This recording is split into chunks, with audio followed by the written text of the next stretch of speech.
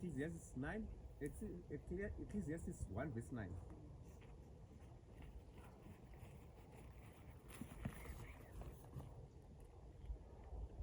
Ecclesiastes 1 verse 9.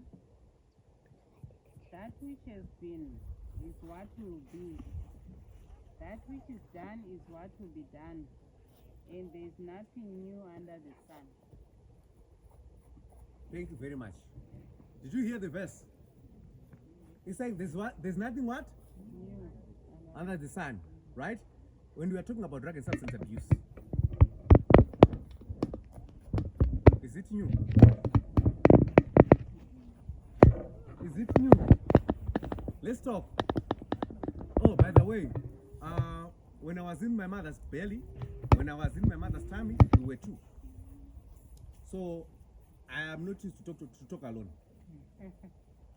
Where's the other?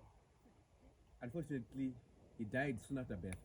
No. He just said to go along with me whilst we're still in the in my mother's womb. But anyway, I'm saying, is there anything new under the sun? No. No. So if the Bible says there's nothing new under the sun, the fact that we have drug and substance abuse today does it mean it's completely different? It's a completely different thing.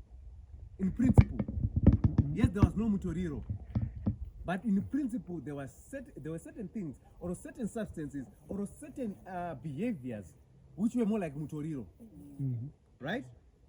So this is what makes the Bible the word of truth. Because the Bible is the word of truth based on principle, not on the things that were happening in the Bible. Right?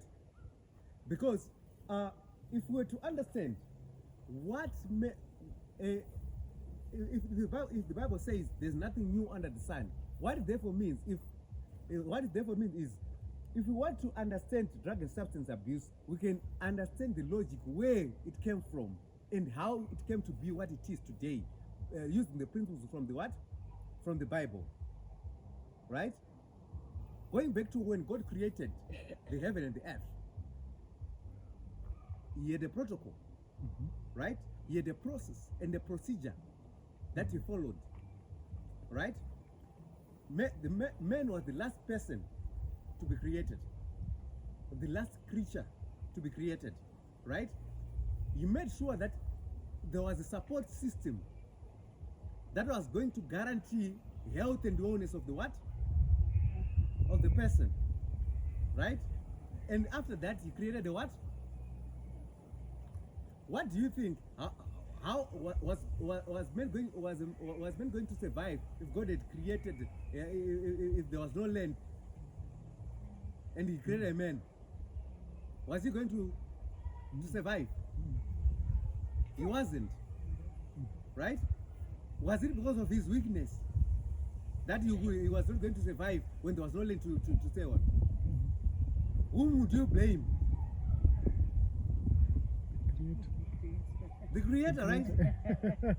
And when God made a decision to create man, what did he say before he started creating a man? What did he say? Let's make us man in what? Own image. Which means we are supposed to be reproducing who? Right? But what happened?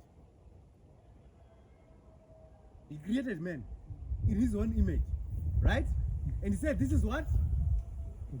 This is good, right? After saying that this is good, then what happened? Exactly. And after sin, what happened?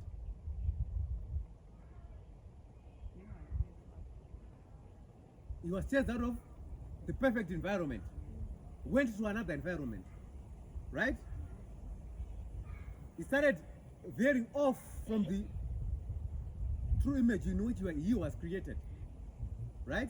A lot of things started popping up, right? And when they were created, men and women, were there differences? Where do we see the difference coming in? Was it before sin or after sin? After Are you getting? Are you getting me?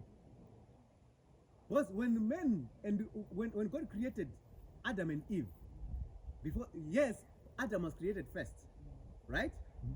And Eve second, right? But remember, God says, even mathematics, what do they say? 1 plus 1 is equals to? Right? It doesn't 3 quarters plus 1 quarter equals to 1. It was 1 plus, which means the two were what? Were what?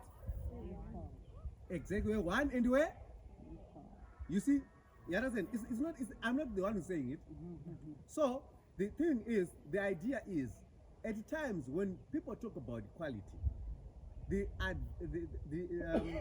their misunderstanding can actually cause havoc.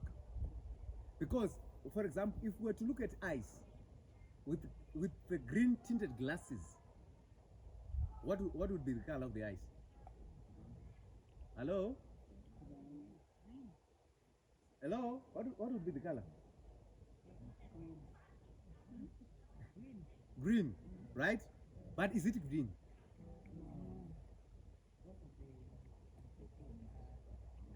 You see now. So the challenge is the color of the snow, or is the lenses that have been used to look at the snow? The lenses, right? So even when people talk about equality, it depends on what kind of lenses are you using.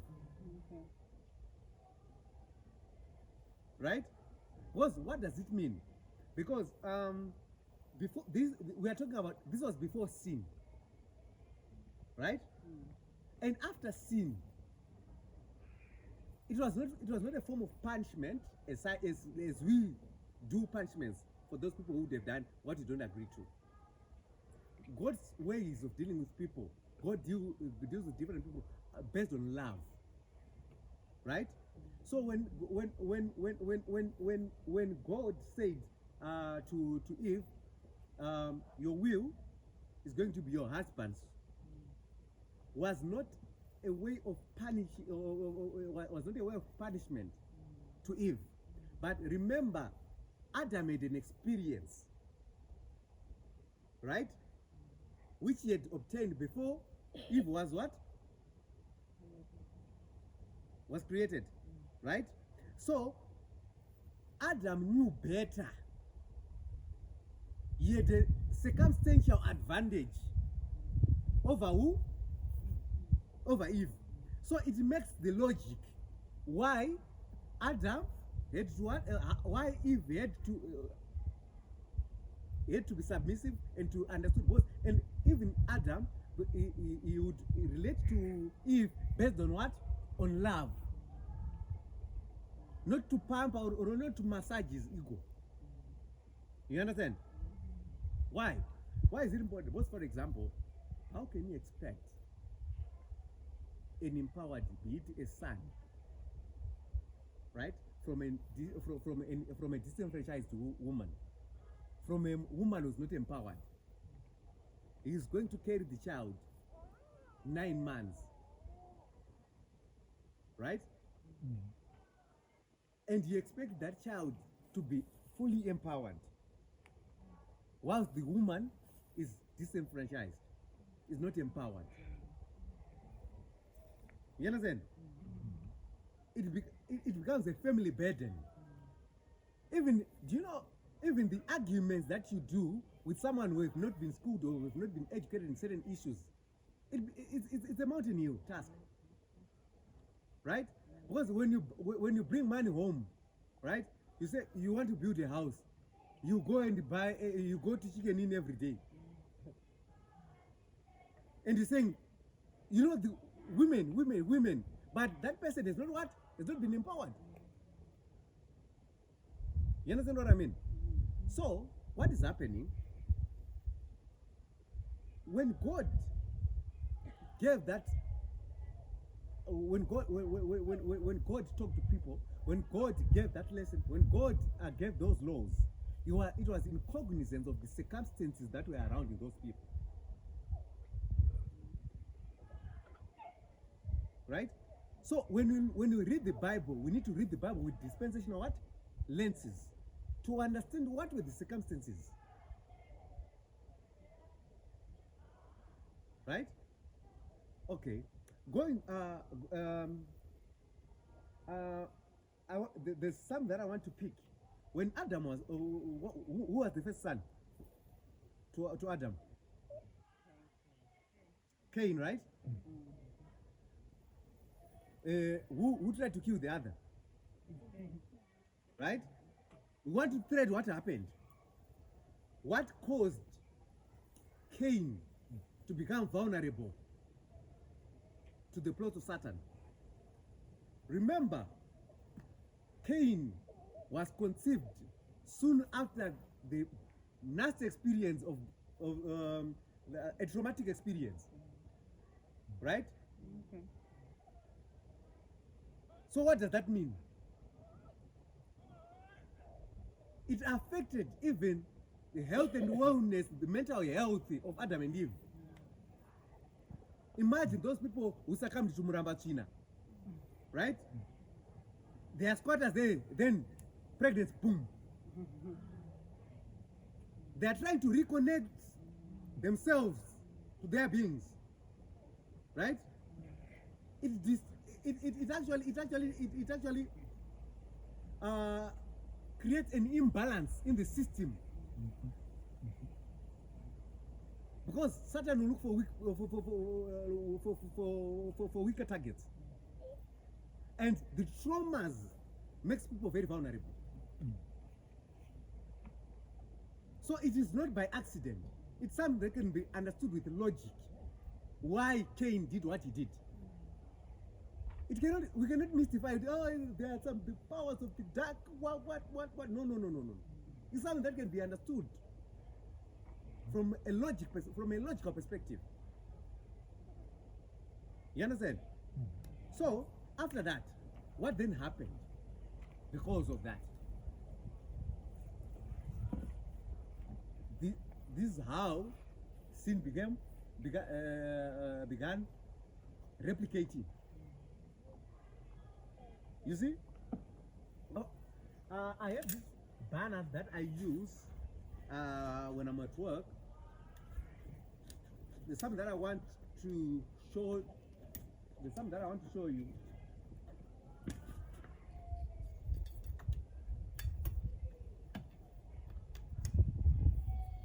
I hope the wind will be friendly.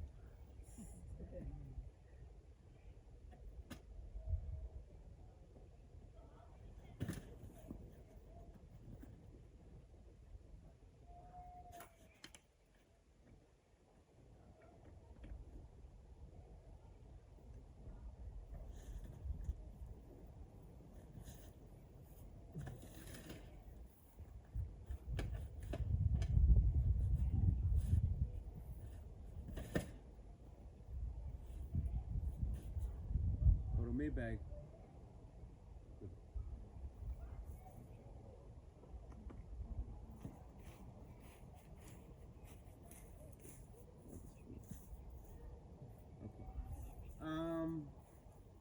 I want you to focus on this, right? We are talking about, this is an individual, right? This individual is part of a system, right? You cannot be him without this person. Without this person, you understand what I mean? And without this person, and this system, not everyone on this image is alive. Some people have died, right? But their experiences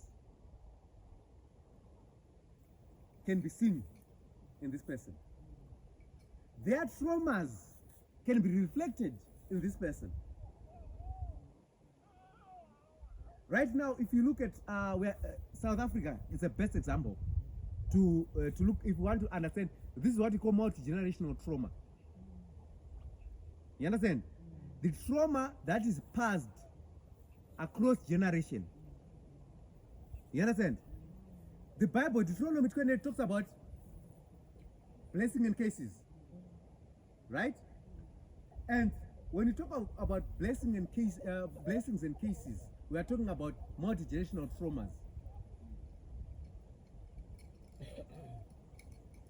Because if you look at the social, do you know South Africa is only better than Zimbabwe infrastructure-wise, but social life is pathetic in South Africa.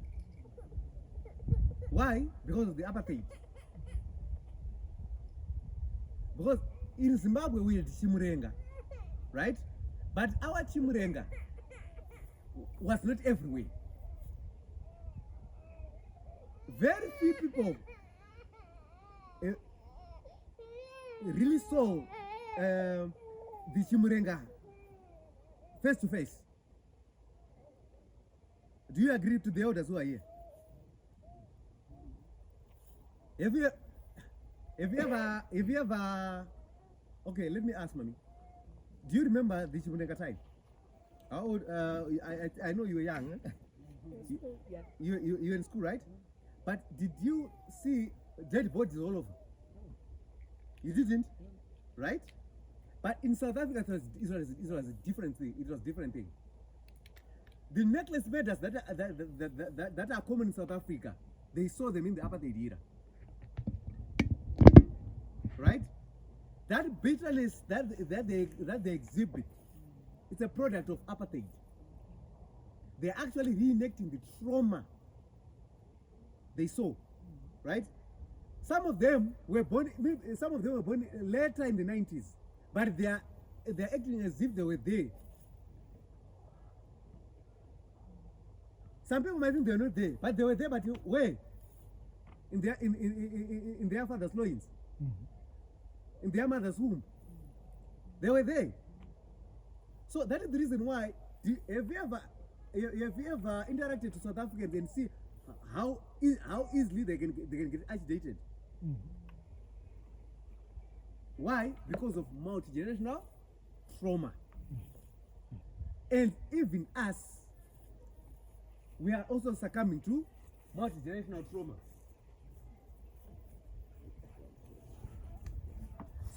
So this is the reason why, this is what I wanted you to see.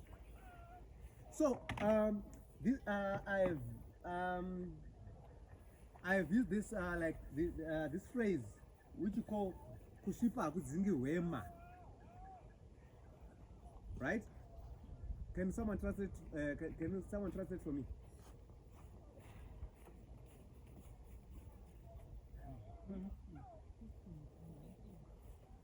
Can someone translate for me? Thank you.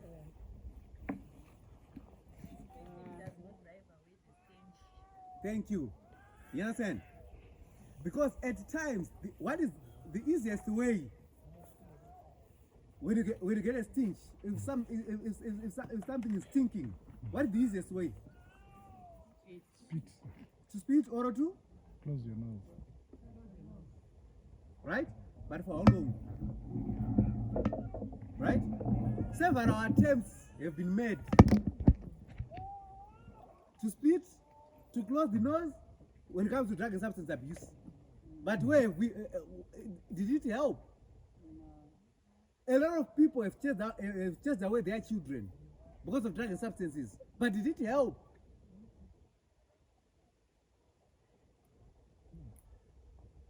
Are you understanding? You know, when a person is born, there are needs that are inherent, right? Which are a need to belong. A person is born with a need and a right to belong, right? No matter how Christian or no matter how atheistic you are, you have those needs. And whenever someone is pushed away from his system, the system will suffer and the person will suffer. No matter how prayerful. So, and if you alienate someone from your family system, even even your posterity will report sooner or later. There's someone who has been chased away in the system. Because we are created as systems. Life is one. The life of the environment, and our life as human beings, the life is one. That is the reason why if we abuse the environment, what happens to us? So, The relationship between nature and between environment and us as human beings is so intimate to such an extent that when one sneezes, the other will catch a flu. Right? Right now we are crying with drug and substance abuse. Even our cells cannot produce without artificial fertilizers. Same. Drug and substance abuse everywhere. okay. You might need to repeat that because I'm sure a lot of people were lost. You see, I'm saying our relationship with nature is so intimate to such an extent that when one sneezes, the other will catch a flu. Right? Then I gave an example that right now we are crying with what? Drug and substance abuse. Wherever you go, it's drug and substance abuse. You understand what I mean? And we are succumbing to drug and substance abuse. Right? Let's go to our agriculture. Just because of drugs and substances which are being put into our soils, our environment is succumbing to drug and substance abuse. Right now, our soils, our environment cannot produce food without those drugs and substances, which are artificial fertilizers and stuff. Yeah. You understand? Right now, I'm happy. We now have triple FRI. It's fertilizer farm feeds fertilizer and farm feeds research institute, something like that, right? Where they are actually where they are actually looking into the residues of these artificial fertilizers in our foods, because they have realized that it's actually less threatening. That is now there's now a wind of which is talking more about sustainable food production.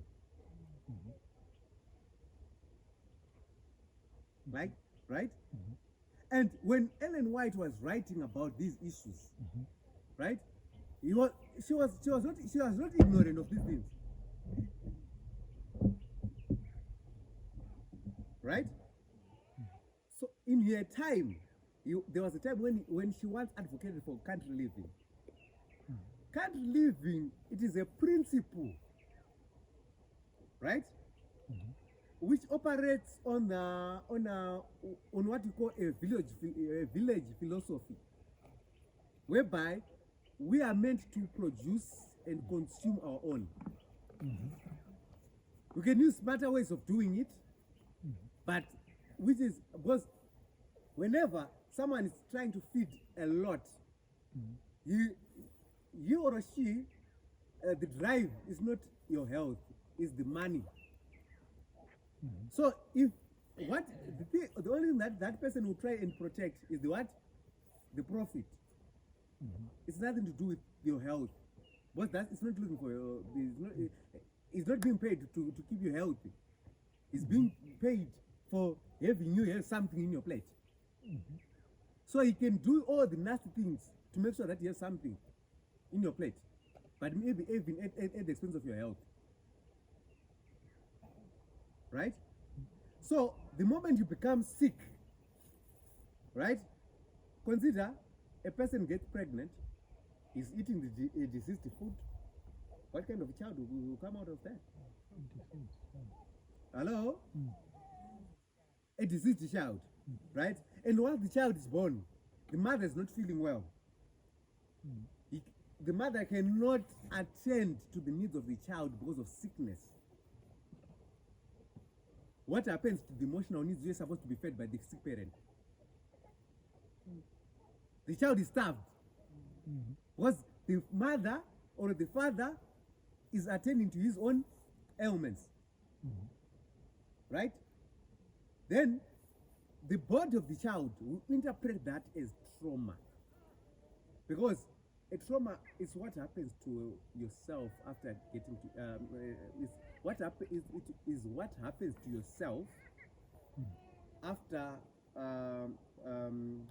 because of certain circumstances which are not positive, right? That's what trauma is in layman's language. What happens to your body, not the act itself, but what happens to the body, right? For example, when people ask, when people they think maybe sexual abuse is trauma. No, sexual abuse is not trauma, but sexual abuse causes trauma. So it is what happens to your body after you've been sexually abused. That's what is trauma. That is what is known as trauma. Is it? So what happens when your mother was meant to be available to you is not available because he's nursing his ailments, she's nursing her ailments? What happens to your body? That is the trauma, right? Maybe the mother is not sick, but the mother is being frustrated by the husband, by the father, and she cannot be available for the child. The same applies, right? So this trauma brings wounds in the children, right? And those wounds have led to the popularity of what we call backyard pharmacies, right? Do you know the backyard pharmacies? The drug. Do you know the backyard pharmacies? Hello? Anyone to attempt? Why are you not confident? I've heard the answer already, but someone is not confident. Thank you. You see? So, these drug peddlers, they are serious pharmacists. You understand? They are being relevant to the wounded generation. So if you don't want drugs, if you don't want those drugs, if you don't want those pharmacists, what do we do? What do you need to address?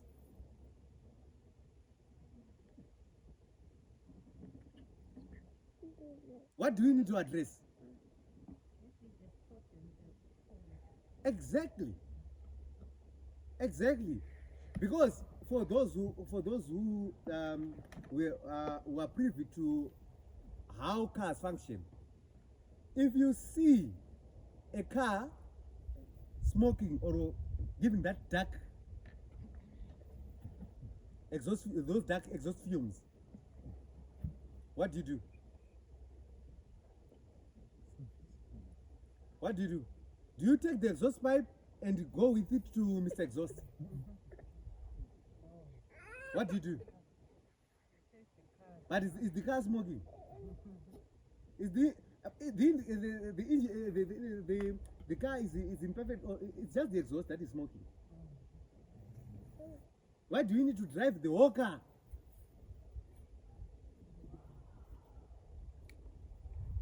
I think it's because the exhaust just to manifest what the car is going to do.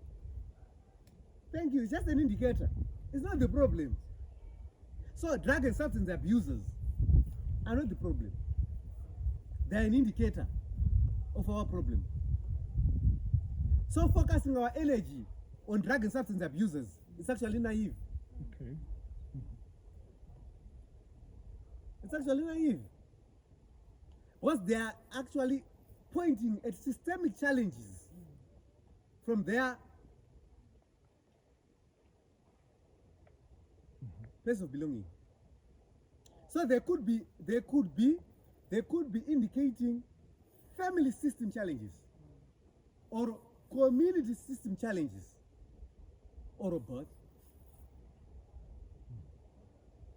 I've heard people talking about.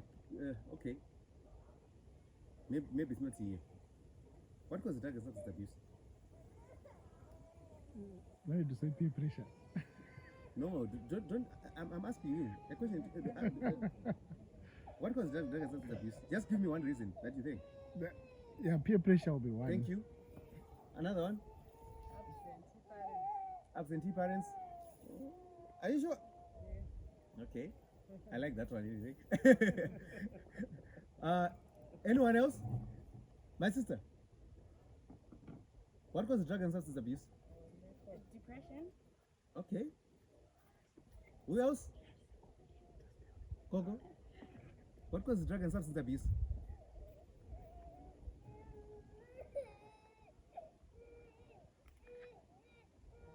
Sorry?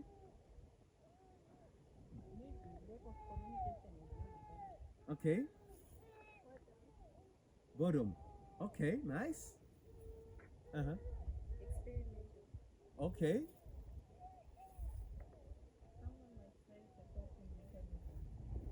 Okay. Okay. But what causes? Sorry? Okay. People of Norton are learned. I think lack of parental oversight. Okay. Oh, you're learned, guys. Clap hands for yourself. Not now. But okay, what I meant, but this is not the general talk. Let's talk about the general talk. What causes drug and substance abuse? The general talk. Don't overthink. What you hear in the street? What causes drug and substance abuse? Hello? You see? Any other reasons? Peer pressure?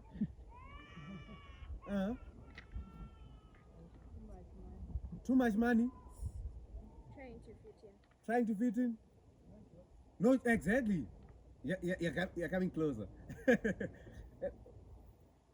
Because, you know what? People would like to say, in the past, people had a lot of things to do. Now people, they don't have anything to do. Now they are resorting to drugs. Does that sound familiar? Does that sound familiar? But we have a lot of people who are losing employment because of drug and substance abuse. Right? We have a lot of people who have been amongst drug and substance abusers, but we have never used drugs. Right? So, when we talk about peer pressure, what do we mean? Maybe what we might need to look into is what makes someone succumb to peer pressure. Right? And peer pressure is not only amongst the children, even amongst yourselves. There's peer pressure. Right? Because some people are driving the cars that they didn't want. Just because people. Right? Mm-hmm. Some people have actually married the people that they don't even love. Because of people.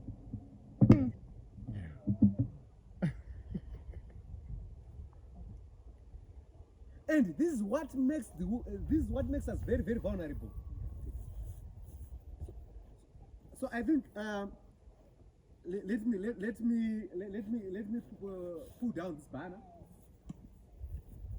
and allow someone to enjoy to enjoy the presence here. So yeah.